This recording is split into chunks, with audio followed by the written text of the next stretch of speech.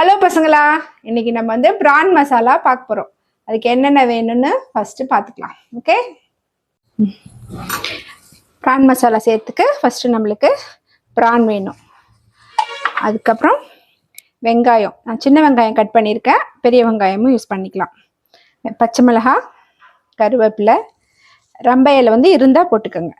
அடுத்தது தக்காளி, கார்னிஷிங்க்கு கொத்தமல்லி தழை.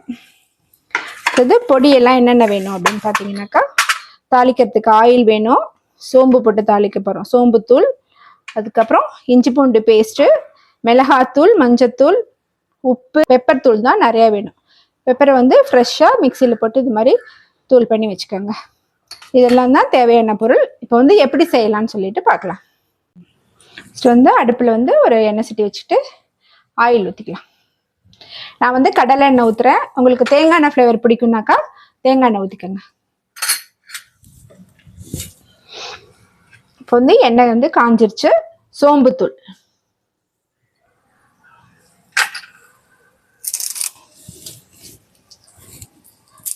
சோம்புத்தூள் போட்டுட்டு கருவேப்பிலையும் போட்டுருங்க.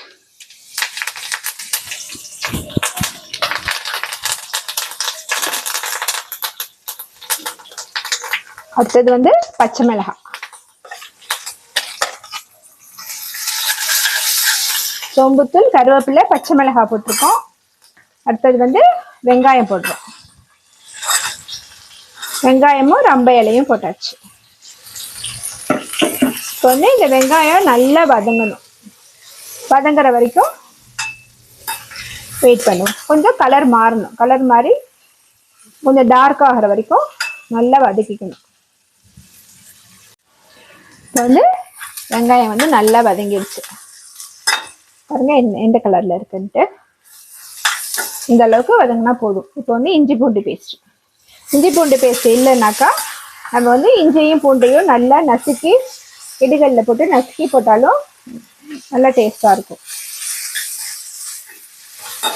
இஞ்சி பூண்டு பேஸ்ட் போட்டு சும்மா ஒரு 1 minute இது வதக்கிட்டு, அடுத்தது வந்து நம்ம வந்து பிரானை சேர்த்துடலாம்.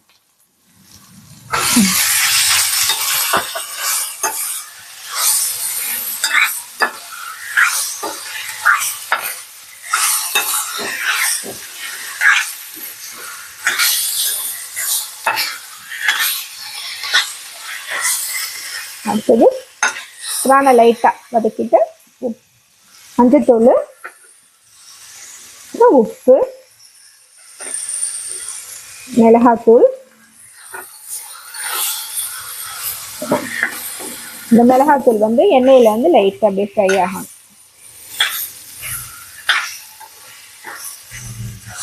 இந்த அளவு ஃப்ரை ஆனதும் கொஞ்சம் அப்படியே ஃப்ரை பண்ண விட்டுருங்க.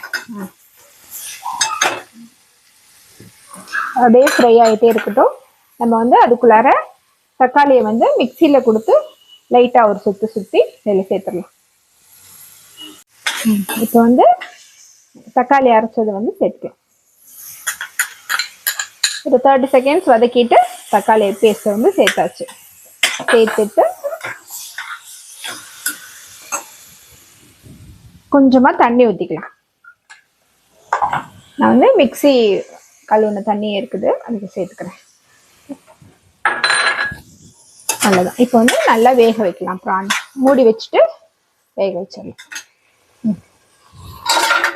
அவ்வளோதான், வேகட்டும். ஒரு 3 minutes வேகணும். வேகினதும் பார்க்கலாம். இப்போ வந்து 2 minutes ஆயிருக்கு. நடுவில் ஒரு வாட்டி நல்லா கலந்து கொடுத்துக்குவோம்.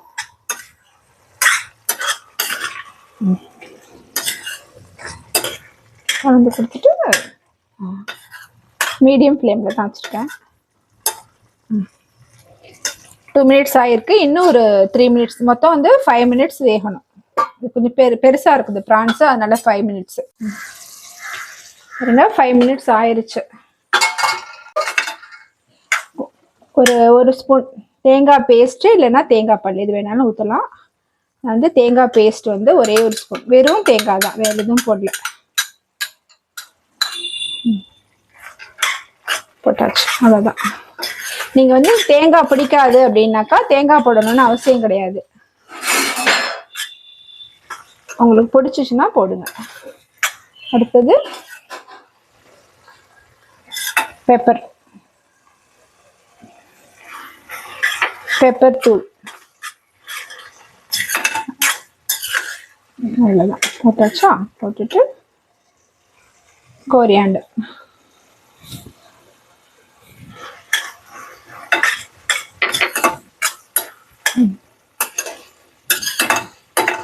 போட்டுட்டு ஜஸ்ட் ஒரு 30 செகண்ட்ஸ் மட்டும் மூடி வைங்க. மூடி வச்சு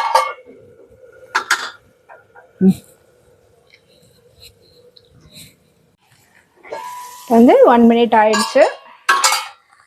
பாருங்க, பிரான் மசாலா ரெடி. அவ்வளோதான். உங்களுக்கு இன்னும் சுக்கா, இது நான் வந்து கொஞ்சம் தலைன்னு தொக்கு மாதிரி பண்ணியிருக்கேன். உங்களுக்கு வந்து சுக்காவா வேணும்னா இதை நல்ல ரொம்ப நேரம் பெரட்டிட்டே இருந்தீங்கன்னாக்கா சுக்கா ஃப்ரை ஆயிடும். ஓகே,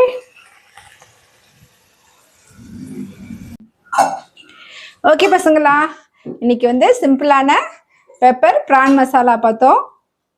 கண்டிப்பாக வீட்டில் செஞ்சு பாருங்க. 20 மினிட்ஸ்க்குள்ளே முடிச்சிடலாம். ஓகே, பாய்.